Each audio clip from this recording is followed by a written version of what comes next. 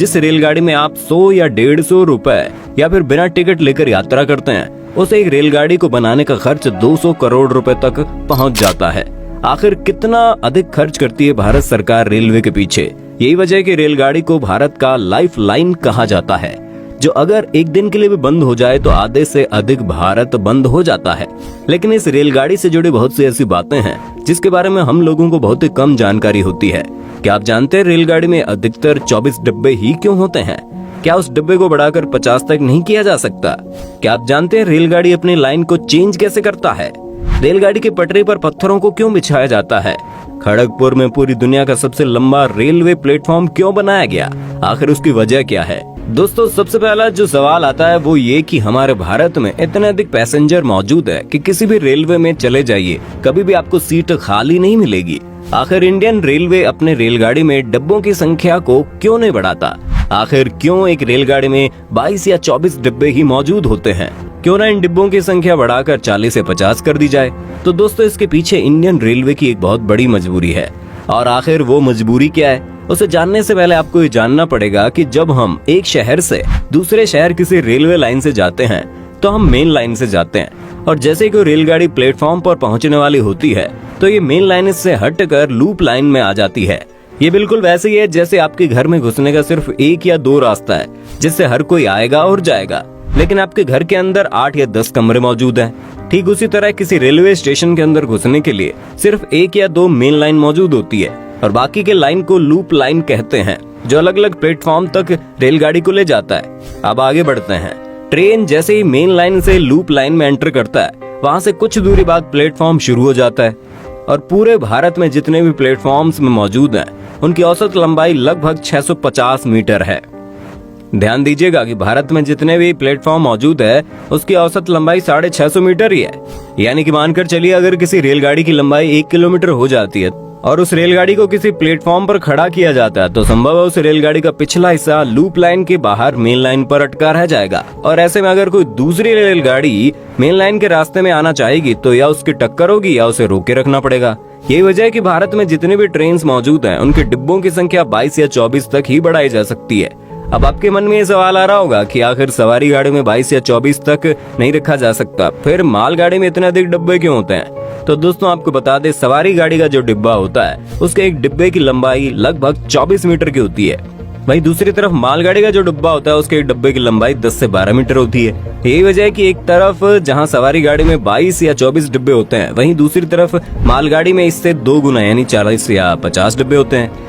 लेकिन चाहे मालगाड़ी हो या फिर सवारी गाड़ी, उन सभी की लंबाई एक जैसी ही होती है, यानी कि 650 मीटर के लगभग। और अगर किसी रेलगाड़ी की लंबाई 650 मीटर से ज्यादा की होती है तो मुमकिन है उसका पिछला हिस्सा लूप लाइन से बाहर मेन लाइन में रह जाएगा और किसी दुर्घटना का शिकार हो जाएगा।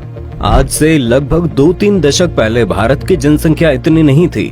अचानक से इतनी जनसंख्या बढ़ने के बाद रेलवे को लगने लगा क्यों न रेलगाड़ियों में डिब्बों की संख्या को बढ़ा दिया जाए। लेकिन ऐसा करने के लिए उन्हें भारत के हर एक रेलवे स्टेशन को तोड़कर उसके प्लेटफॉर्म को लंबा करना पड़ता।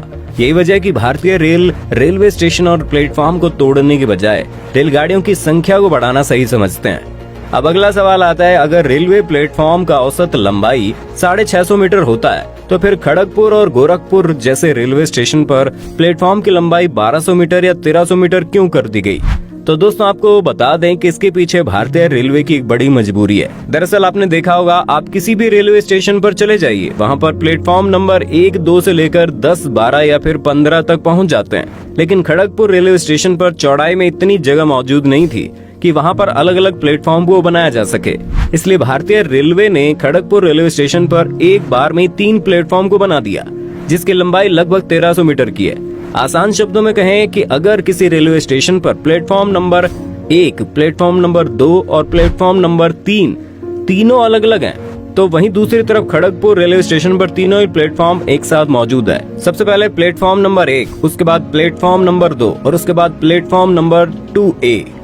अब अगला सवाल आता है, जब आप रेलगाड़ी में सफर करते हैं तो आपको रेल की पटरी के आसपास इस तरह के पत्थर क्यों दिखाई देते हैं जिसके ऊपर कुछ नंबर लिखा होता है, जैसे कि आप इस तस्वीर में देख सकते हैं। दरअसल इसके पीछे भी बहुत बड़ा कारण है।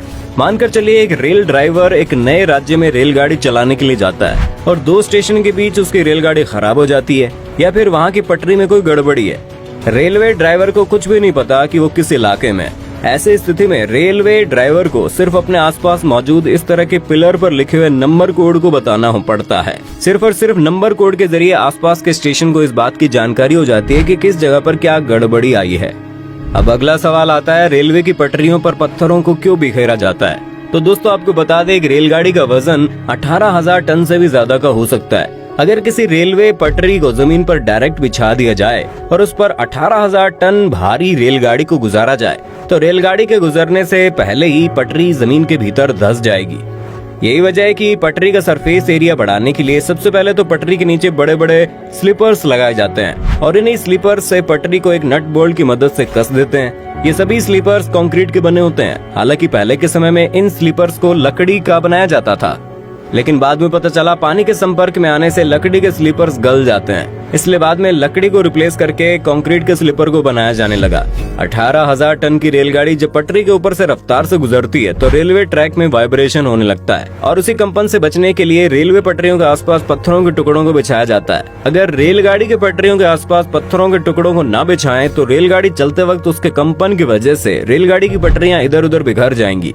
इसकी एक वजह यह भी है कि बरसात के दिनों में रेल की पटरी के आसपास की मिट्टी बारिश में न बह जाए, इसलिए भी पटरियों के आसपास पत्थरों को बिछाते हैं। पत्थर बिछे होने की वजह से पटरी के आसपास जंगल झाड़ियां भी नहीं उगते। लेकिन हाँ, जिन रेलवे ट्रैक के आसपास पत्थर के टुकड़ों को बिखेरा जाता है ताकि वो रेलगाड़ी से होने वाले कंपन को झेल सके, उस ट्रैक पर कोई भी रेलगाड़ी 200 किलोमीटर प्रति घंटे की रफ्तार से अधिक नहीं चल सकता है। अगर किसी रेलगाड़ी की रफ्तार 200 किलोमीटर प्रति घंटे से तेज कर दी जाएगी तो रेलगाड़ी से इतना अधिक कंपन होगा कि पटरी के आसपास बिखरे हुए पत्थर उन कंपन को नहीं झेल पाएंगे और पटरी बिखर जाएगी। यही वजह है कि बुलेट ट्रेन के पटरी के आसपास पत्थरों को भी नहीं बिखेरा जाता है, बल्कि उसके आसपास और बीच में कंक्रीट का एक बेहद मजबूत टुकड़ा लगाया जाता है। दोस्तों उम्मीद करते हैं अब आपको इस बात का पता लग गया होगा कि रेलगाड़ी में सिर्फ 22 या फिर 24 डब्बे क्यों होते हैं। किसी रेलगाड़ी में 40 या फिर 50 डब्बों को क्यों नहीं जोड़ा जाता। जाने से पहले आपको बता दें, जिस रेलगाड़ी को आप हर रोज देखते हैं उसी रेलगाड़ी के 1 किलोमीटर के ट्रक को बिछाने का खर्च 20 से 25 करोड़ रुपए आता है। ये डिपेंड करता है रेलगाड़ी की पटरी समतल मैदान में है या फिर पहाड़ी इलाके में। वहीं दूसरी तरफ एक रेलगाड़ी बनाने का खर्च 200 करोड़ रुपए का होता है। और तो और भारत में मौजूद एक बड़े रेलवे स्टेशन बनाने का खर्चा भी सैकड़ों करोड़ों में होता है। इतना कुछ जानने के बाद क्या वाकई में आपको लगता है इंडियन रेलवे के द्वारा बढ़ाया गया कुछ रुपया इंडियन रेलवे की मनमानी है? खैर, ये वीडियो आपको कैसी लगी